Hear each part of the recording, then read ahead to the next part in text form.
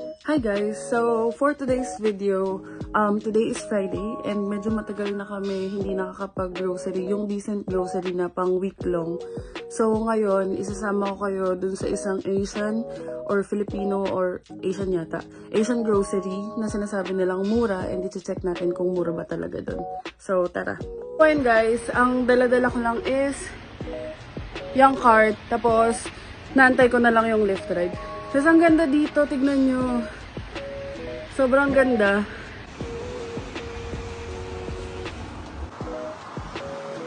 Yan na yung lift guys. So magli-lift lang ako. Ang dala ko lang is itong trolley tsaka yung wallet ko.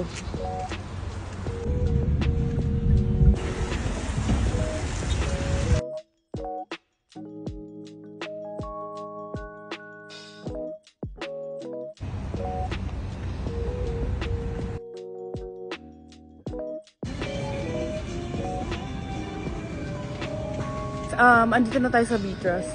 And si Bianca nasa lift na papunta dito. So, ayun, ikot-ikot muna ako. Mamaya na ako mamimili and pipili ng mga bibilhin pagdating niya. Kasi andito ako sa section ng puro Filipino stuff. Ayan, kita niyo naman.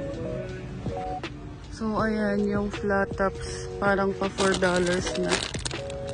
So, kung i-compute, parang nasa magto 200 pesos din. So, ang mahal. Pero ito mura to. Ay, hindi. Mahal. Mahal rin pala. Pero mas mura to compared sa ibang grocery. I mean, mas mura dito. Try ko maghanap dito ng Bear Brand. Sana meron.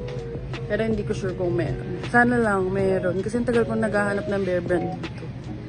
Since gusto ko niyang cart, ayan, kailangan pa lumabas. So guys, nakikita ko na yung mga gusto ni Bianca. Yung mga fishball, ganyan. Mahilig kasi yun dun eh. Mga kikiam, ang dami dito. Ganito yung itsura ng dugo dito, yung parang sa dinuguan, ganun. Marami ring Pinoy foods, kagaya nitong lumpia, at saka yung turon. Dito na siya. Bianca! O ayan, itatry muna namin tong hotdog na to. Anong brand? Viva. Viva, yung brand. O itong maliit muna kasi itatry muna namin siya. And tocino. Tatry lang din muna namin kasi may nabili ako sa seafood dati. Hindi siya masarap. So, ito. Sana okay siya. May rice flour dito. Tapos meron ding calamansi. Pero brown na siya. So, yung sa mga meat, parang mas okay dito kasi fresh siya. Ayun o, nakaganyan. Hindi kagaya pag sa ibang grocery nakapack na. Kung nakapunta na kayo sa Ocean's Grocery, ganito rin dito sa Beatrice kung saan fresh yung mga seafoods. Hipon! Isa sa mga na-notice ko dito sa Beatrice is mas mura yung mga gulay nila. And another thing, makakabili ka dito ng mga tingi-tingi. So ayan, kita nyo naman yung mga price, 99 cents or 1 point something per pound.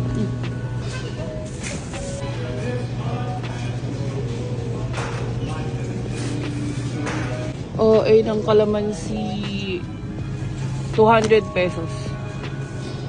Tapos yung fresh banana leaves, binibenta rin siya dito for $3. So, parang 120 pesos. Ayan. Go. Ayan, quick. Quick.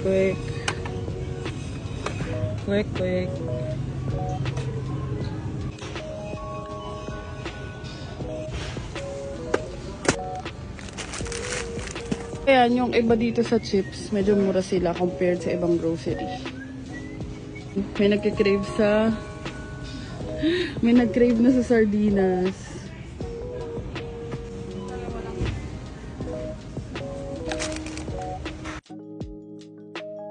Ayan, mura to dito guys. Kasi ang bili ko sa kanya sa Seafood City is $11. Naka-sale sila. $4.99. Nakakatuwa naman.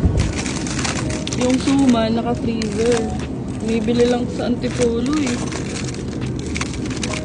Yun yung suman dito. Ito pa.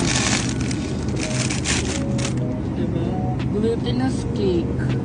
Suman lang yan eh. Ayan. Let's try.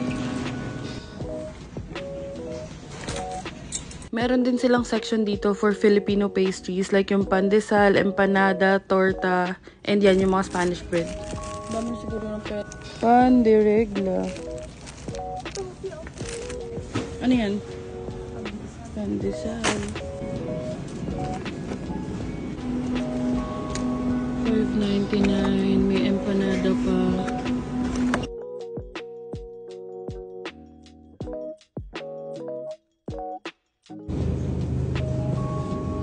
So, ayan, may salted egg. Tapos may kwek-kwek.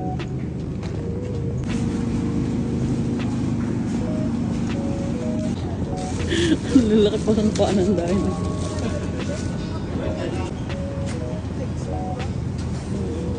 Dito na rin kami bumili ng dinner. Bumili kami ng pork barbecue at saka yung chicken feet.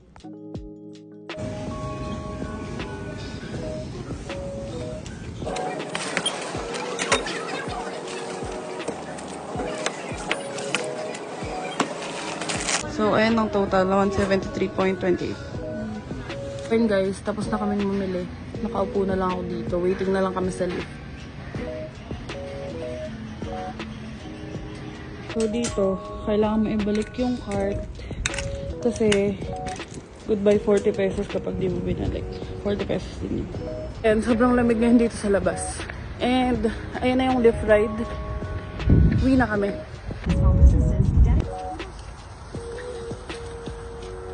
So, ito lahat yung napamili namin. And for me, for $173, sobrang sulit na nito kasi ang dami naming napamili. Compared pag sa ibang groceries kami bumibili, in all fairness naman, mas marami to ngayon. And kita nyo naman, halos complete na. May meat, may seafood, may gulay, and may mga snacks pa. Ang location ng Beatrice na pinuntahan namin is 1177 Central Parkway, West Mississauga. And ayun lang for today. And I hope you enjoyed this video. And thank you so much for watching. See you on the next one!